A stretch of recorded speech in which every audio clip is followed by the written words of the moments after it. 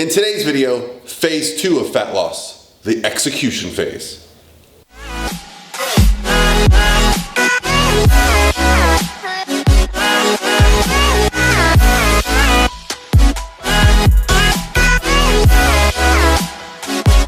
All by myself. Hey guys, what's going on? This is Paul Ravella from ProPhysique.com. Welcome back to another video. Today's video is going to be on the next phase of fat loss. And if you're not familiar with what I'm talking about and you don't see where this is going, look at my last video that I did, step 1 or phase 1 of starting a fat loss phase, and I called it the transition phase. Now, these are not hard and fast rules. These are just things that I've developed with myself and my clients in mind over the last few years that I feel kind of describe the best way to approach this. And based on some of the comments that I got on the last video, not everyone likes a transition phase, meaning they don't like to transition into fat loss. They like to just cold turkey it. Bam. They go from kind of no structure to full on diet plan, cardio, all in 1 week. I like a transition phase. But no matter what you like to do, this phase is essential. Now, for those people that go straight into fat loss, they go straight into the execution phase. And let's talk about what that means, okay? So the execution phase is where you start to be very precise with your timing of your meals, with your daily schedule, with planning ahead, with your cardio. Execution phase means you are in the zone. You are doing everything that you need to do to lose body fat, okay? Fat loss, again, and I've said this many, many times, fat loss is not simply a change here or a change there. It is an entire strategy that you must employ to get your body going, to get fat loss moving, okay? It's not simply add a pill or, add this food, okay, or take this food away. Fat loss is a campaign that you undertake. And with the execution phase, what we are talking about is paying attention to your diet, paying attention to your cardio, your training, your sleep, your recovery, your stress, okay? All these things are gonna make sure that you are executing from day to day fat loss. So what are some of the biggest keys when we talk about the execution phase? Well, when I think about it myself, you guys like my hat my wife got me? Yeah. My hair's a little bit of a mess today, so I just didn't feel like I need a haircut so bad. Sorry for rambling, but the most important part of the execution phase in my mind is that you start to plan ahead. Time management is crucial because it's very easy to just go through your day kind of getting by, figuring things out, grabbing a snack here and there, hoping for the best. But if you remove all of the stress that is involved in your day-to-day eating and you plan your meals and bring them with you so that when it's time to eat, you're not left wondering what it is that you're gonna have or where you're gonna go, but instead you reach, heat it up, eat it, and get back on track with your day, whether that be work, kids, life, business, whatever it is, it's gonna take a huge stress relief off you.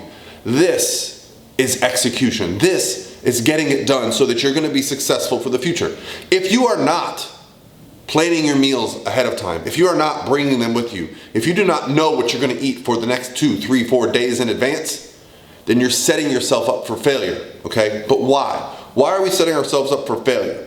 Here's why.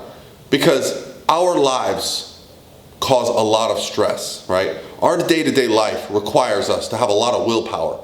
That willpower does not come from multiple sources. You don't have willpower for your kids, willpower for your job, willpower for your diet, willpower for the gym. It's all one source. And so when we run low on willpower, what's one of the easiest ways to kind of just skate by? Food, okay? So when you remove the need to think about food, you remove the impact that your willpower is going to have on your diet.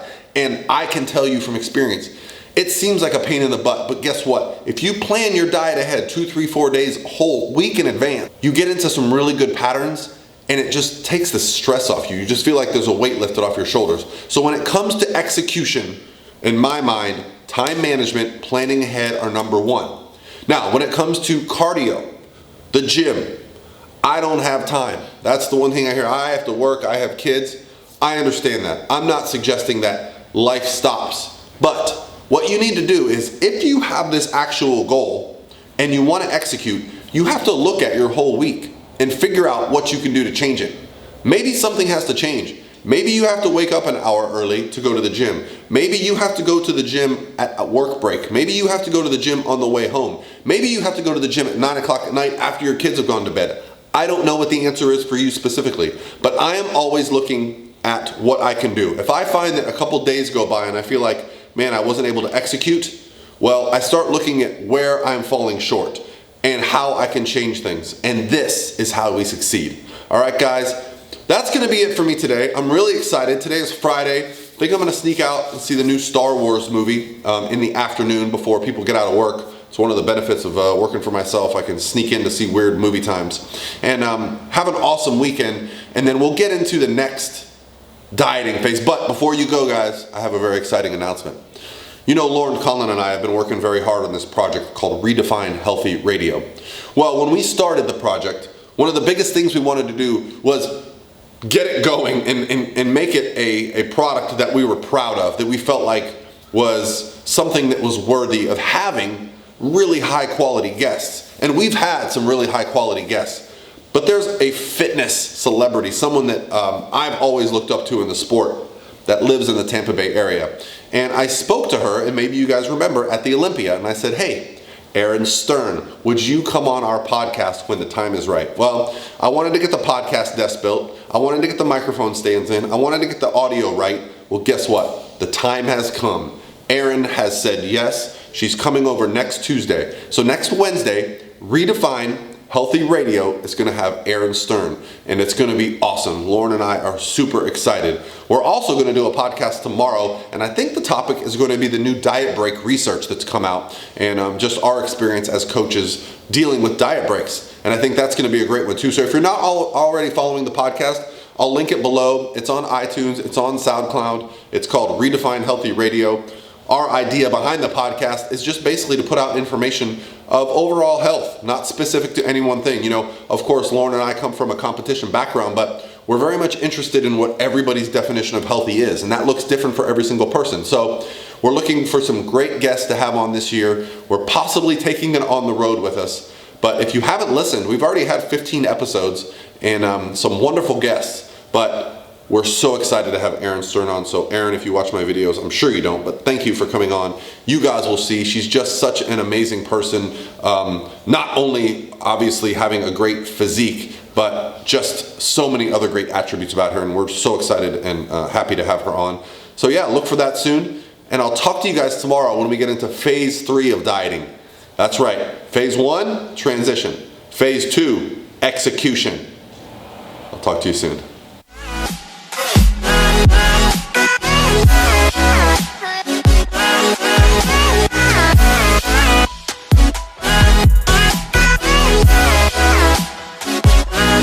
By myself.